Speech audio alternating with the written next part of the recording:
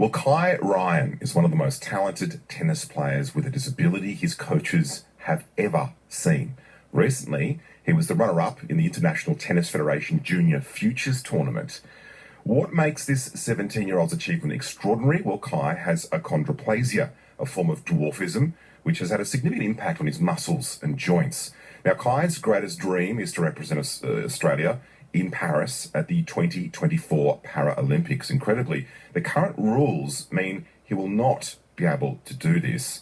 Kai and his dad Nathan are here with me now. Welcome to you both. Tell me about your tennis, Kai. How long have you played for, and who's inspired you to play at the top level? So I've been playing for around 10 years. I just remember watching Roger Federer play, and that inspired me to go on the court. And when I met him on the first time, I played tennis straight after. Well, so you met him. Stopped. What was that meeting like?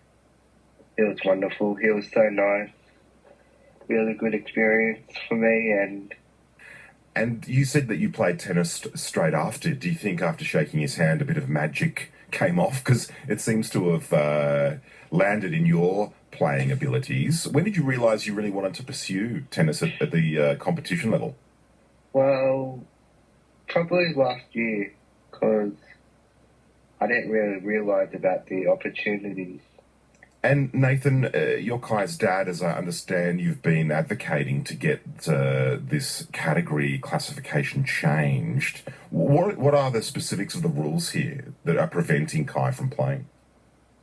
Yeah, well, currently there's only wheelchair tennis for people with physical disabilities. So there's it was a demonstration event 32 years ago at the Seoul Paralympics.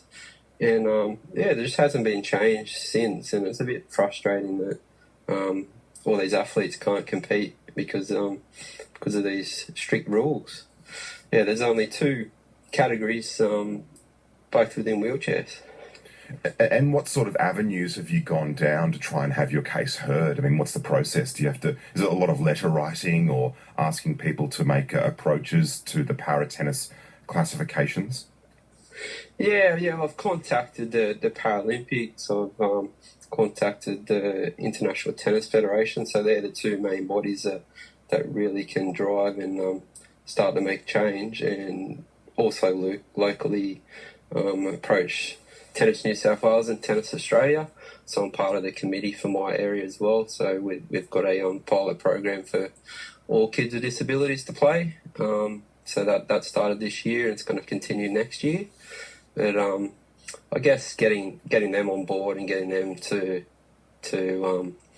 pave the way and help rally to these big bodies to try and make change.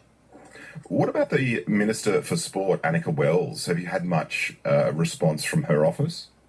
Yeah, I did send a letter, and we didn't get a lot back from them. It was more sort of put towards Tennis Australia to inquire with those guys. So, yeah, I've got some fairly good contacts there, and I'm hoping that they could start with like a demonstration event at the Australian Open. That's what our wish is, to try and get the ball rolling. 2024. That's the dream. If you just joined me, 17-year-old tennis player Kai Ryan and his dad and advocate Nathan are here. They're petitioning to get the para-tennis classifications changed slightly to include standing tennis. Currently, it's only tennis for those that are in wheelchairs. And what about responses from the Paralympics in relation to Kai competing in the 2024 Paralympic Games? What have they told you?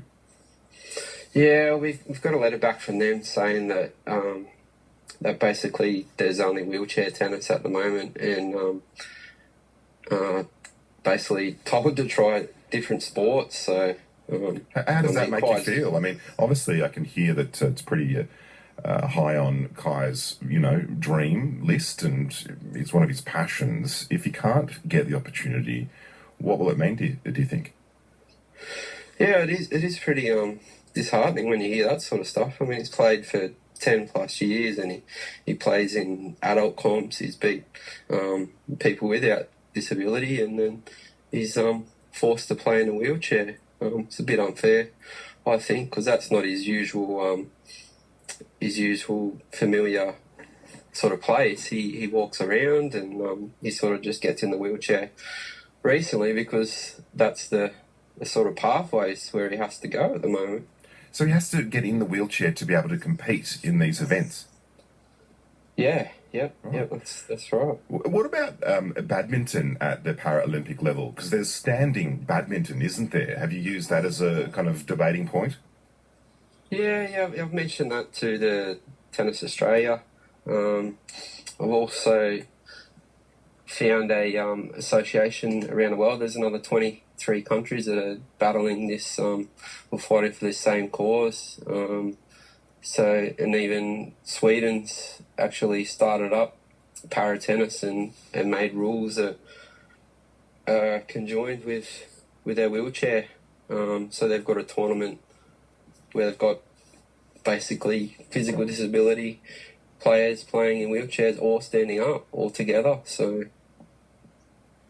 And Kai, what about you? I mean, what's it like, even though you're able to stand and to play, to get in a wheelchair to enjoy the sport you love? That seems, sort of backwards to me. Yeah, it's quite hard. Like, it's a very multitasking job.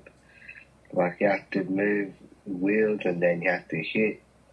I mean, it's hard, but if you have enough practice, I think it would be all right.